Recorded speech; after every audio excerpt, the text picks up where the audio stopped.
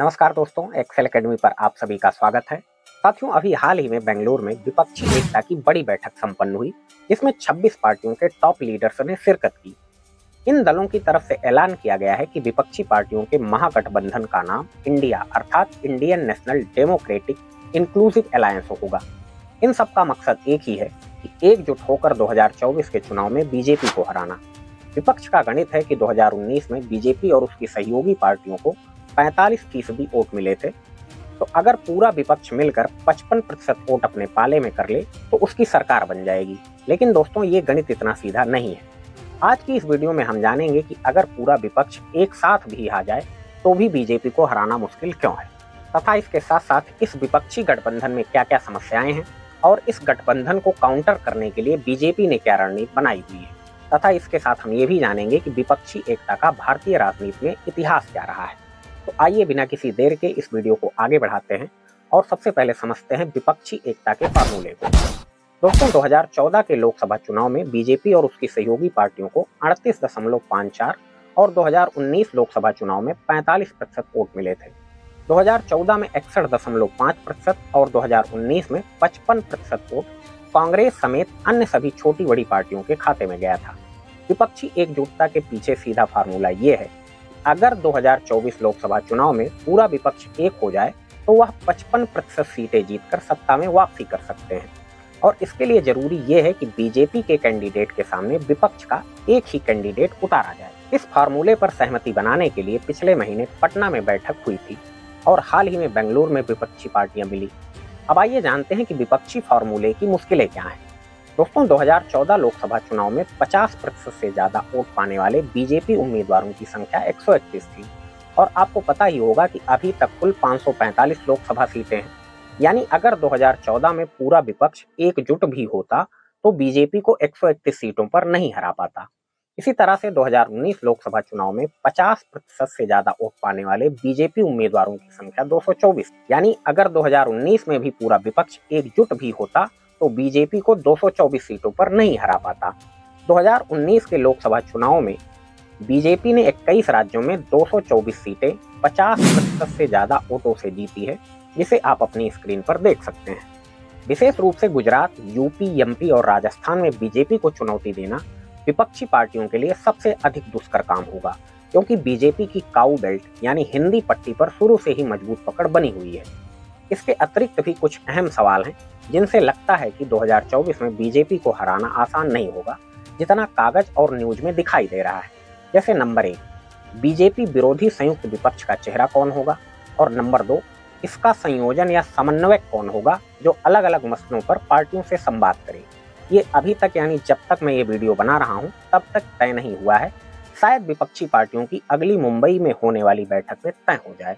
और दोस्तों, नंबर 3, यदि ऊपर की ये दोनों चीजें हो भी जाएं तो सबसे बड़ी चुनौती सीट शेयरिंग का क्या फार्मूला होगा। विपक्षी पार्टियों में कांग्रेस, तृणमूल और लेफ्ट पार्टियां भी शामिल, जिनके बदहाली के रिश्ते किसी से छिपे नहीं हैं, वो जग जाहिर हैं। खास तौर पर पश्चिम बंगाल में इनके मतभेद बहुत अधिक तीखे हैं। वहां पर इन 3 पार्टियों के बीच सीट शेयरिंग बहुत मुश्किल होगी। सीट शेयरिंग का कोई सर्वमान्य फार्मूला भी नहीं है। इसके लिए पिछले लोकसभा चुनाव को मानदंड माना जाएगा या विधानसभा चुनाव के वोट शेयर को। कांग्रेस और आम आदमी पार्टी के संबंधों में पहले से ही खटास है, लेकिन यदि ये दोनों पार्टियां विपक्षी मोर्चे का हिस्सा बन भी गईं तो दिल्ली और पंजाब में सीट बंटवारे को लेकर क्या फार्मूला अपनाया जाएगा। तो दोस्तों, ये कुछ अहम सवाल हैं जिसके उत्तर नहीं मिले हैं। भले ही विपक्ष कह रहा हो कि बैठक काफी प्रोडक्टिव रही है, लेकिन इस एकता को बनाए रखना सबसे बड़ी चुनौती होगी, क्योंकि संकेत ऐसे मिल रहे हैं कि कुछ लोग नाराज चल रहे हैं। क्योंकि मीटिंग खत्म होने के बाद हुई प्रेस कॉन्फ्रेंस में नीतीश कुमार जी, लालू जी और तेजस्वी जी भी उपस्थित नहीं थे। अलायंस का नाम इंडिया रखने पर भी नीतीश जी सहमत नहीं थे। उन्होंने कहा था कि ये देश का नाम है, क्या किसी पार्टी को ये नाम दिया जा सकता है। सीताराम येचुरी साहब भी पहले सहमत नहीं थे, लेकिन बाद में वो मान गए।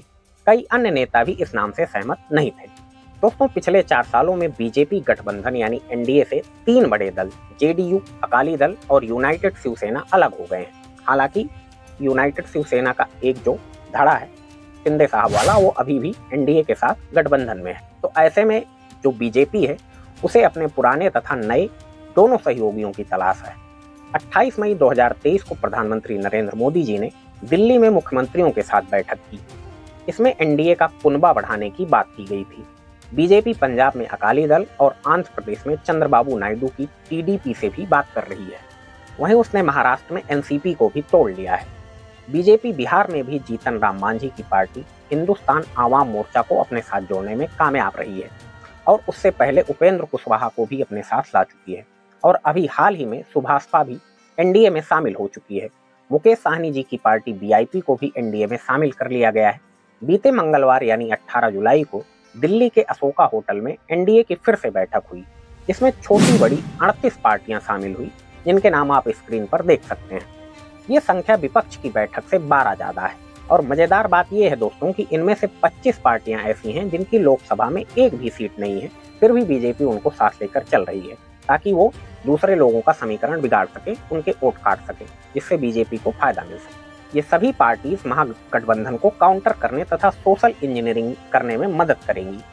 जब महादलितों और अति पिछड़ों की ये सभी ताकतें एनडीए में शामिल हो जाएंगी तो विपक्षी पार्टियों का महागठबंधन कितना महा रह जाएगा, ये देखना काफी ज्यादा दिलचस्प होगा साथियों। तो दोस्तों, यहाँ तक हमने विपक्षी पार्टियों के गठबंधन की समस्या और बीजेपी के काउंटर रणनीति की बात कर ली है। अब आइए जानते हैं विपक्षी एकता के इतिहास के बारे में। साथियों, इसका पहला उदाहरण हमें तब मिलता है जब इमरजेंसी के बाद जनवरी 1977 में उस वक्त की प्रधानमंत्री श्रीमती इंदिरा गांधी जी ने मार्च 1977 में लोकसभा चुनाव कराने का ऐलान किया। 23 जनवरी 1977 को 10 विपक्षी दलों ने मिलकर जनता पार्टी बनाई। विचारधारा में भिन्नता के बावजूद जयप्रकाश नारायण जी के सुझाव पर सभी लोग एकजुट हुए थे। इन दलों का मकसद था कि एकजुट तरीके से इंदिरा गांधी जी के नेतृत्व वाली कांग्रेस सरकार को सत्ता से बाहर कर देना। विपक्षी दलों ने हर सीट पर इंदिरा गांधी के उम्मीदवार के खिलाफ अपना एक उम्मीदवार उतारने का फैसला किया। नतीजा ये हुआ कि दक्षिण के कुछ राज्यों को छोड़कर उत्तर और मध्य भारत में कांग्रेस की लुटिया डूब गई और उसे सिर्फ 154 सीटें ही प्राप्त हुई। 24 मार्च 1977 को 81 साल के मोरारजी देसाई देश के प्रधानमंत्री बने, लेकिन आपसी टकराव की वजह से सिर्फ 3 साल के अंदर सरकार गिर गई। इस तरह 1989 के लोकसभा चुनाव में भी 2 राष्ट्रीय पार्टियां मैदान में थी, एक कांग्रेस और दूसरी बीजेपी। इसी वक्त कई पार्टियों के गठबंधन से नेशनल फ्रंट बना। एनटी रामाराव साहब इसके अध्यक्ष और बीपी सिंह जी संयोजक बने। नेशनल फ्रंट मुख्य रूप से जनता दल और भारतीय कांग्रेस समाजवादी पार्टी के साथ आने से बना था। आंध्र प्रदेश में टीडीपी, तमिलनाडु में डीएमके और असम में असम गण परिषद ने नेशनल फ्रंट का नेतृत्व किया था। नेशनल फ्रंट को लेफ्ट फ्रंट का भी समर्थन प्राप्त था। वामपंथी नेता पी उपेंद्र जी इस फ्रंट के महासचिव थे। परिणाम ये हुआ कि 1989 के लोकसभा चुनाव में राजीव गांधी जी के नेतृत्व में कांग्रेस की करारी हार हुई और सिर्फ उनको 197 सीट ही मिली। बीपी सिंह के नेतृत्व में जनता दल ने 143 सीटें जीती। नेशनल फ्रंट की बाकी पार्टियों ने कुछ खास कमाल नहीं किया, परंतु बीजेपी को 85 सीटें मिली। बाकी दलों के समर्थन से नेशनल फ्रंट सरकार बनाने में सफल रही और 2 दिसंबर 1989 को बीपी सिंह जी प्रधानमंत्री बने। हालांकि 12 महीने बाद आपसी गतिरोधों की वजह से यह सरकार गिर गई। फिर 1998 में कांग्रेस के विरुद्ध 24 दलों का गठबंधन एनडीए बना। शुरुआत में तो ये भारतीय जनता पार्टी के नेतृत्व वाला सेंटर राइट और दूसरी दक्षिण पंथी पार्टियों के साथ बना था, लेकिन बदलते वक्त के साथ लेफ्ट, राइट और सेंटर का फर्क कमजोर होता गया। शुरुआती दौर में एआईडीएमके, समता पार्टी, शिवसेना और शिरोमणि अकाली दल जैसी पार्टीज ने अपना सहयोग दिया। यद्यपि ये पार्टी समय के हिसाब से गठबंधन से जुड़ती और हटती रही। वेल दोस्तों, 1998 के किस्से पर वापस लौटते हैं। ये मामला फिर कभी हम लोग समझ लेंगे। तो वापस आते हैं 1998 के किस्से पर। टीडीपी यानी तेलुगु देशम पार्टी ने बाहर से समर्थन दिया तो अटल जी फिर से 13 महीनों के लिए प्रधानमंत्री बने। इससे पहले उन्होंने 1996 के चुनाव परिणामों में 16 मई 1996 को देश के 11वें प्रधानमंत्री के रूप में शपथ ली थी, लेकिन एक मत के चलते बीजेपी बहुमत साबित नहीं कर पाई। परिणाम स्वरूप पहले बीजेपी के प्रधानमंत्री को इस्तीफा देना पड़ गया और सरकार 13 दिन बाद गिर गई थी। इस्तीफा देने से पहले अटल बिहारी वाजपेयी जी ने संसद में अपना आइकॉनिक तथा यादगार भाषण दिया। फिर 1999 में कुछ और क्षेत्रीय दलों को अपने साथ लेकर एनडीए ने बड़े बहुमत से जीत हासिल। अटल जी तीसरी बार प्रधानमंत्री बने और इस बार उन्होंने अपना कार्यकाल पूरा किया। 2004 में आम चुनाव अक्टूबर में होने थे, लेकिन बीजेपी ने मध्य प्रदेश, राजस्थान और छत्तीसगढ़ विधानसभा चुनाव में मिली जीत को देखते हुए 6 महीने पहले ही चुनाव करा लिए उन्हें अपने प्रोजेक्ट शाइनिंग इंडिया पर पूरा भरोसा था, लेकिन शाइनिंग इंडिया सिर्फ बड़े कारोबारियों, शेयर मार्केट को ही पसंद आया था, जनता को नहीं। सच तो ये है दोस्तों कि अमीरों और गरीबों के बीच खाई बढ़ रही थी, बेरोजगारी चरम पर थी, गरीबों की हालत खराब थी। संयुक्त राष्ट्र मानव विकास सूचकांक में भारत और नीचे चला गया था। पेयजल, बुनियादी ढांचे, शिक्षा और बिजली जैसी मूलभूत जरूरतों पर सरकारी खर्च लगातार घट रहा था। और 2004 के आम चुनाव से पहले 3 दलों के अलग हो जाने के कारण एनडीए को लोकसभा की 55 सीटों का नुकसान हो गया। 2004 में एनडीए को कुल 185 सीटें मिली थी। इन दलों का अगर साथ रहता तो उसे 240 सीटें आराम से मिल जाती। कई लोग ये भी मानते हैं साथियों कि साल 2002 में गुजरात में हुए दंगों का भी तत्कालीन एनडीए सरकार को नुकसान उठाना पड़ा था और कांग्रेस के नेतृत्व वाले यूपीए गठबंधन को 222 सीटें मिली। फिर 2009 के लोकसभा चुनाव में एनडीए आडवाणी जी के चेहरे पर चुनाव लड़ी, लेकिन फिर भी यूपीए दोबारा सरकार बनाने में कामयाब रही। फिर 2014 और 2019 के चुनाव की बातें तो आप जानते ही हैं, लेकिन एक बात तो साफ है दोस्तों कि विपक्ष के एकजुट होने से फर्क तो निश्चित रूप से पड़ता है। उदाहरण के लिए हम 2019 के लोकसभा चुनाव को ही देख लेते हैं।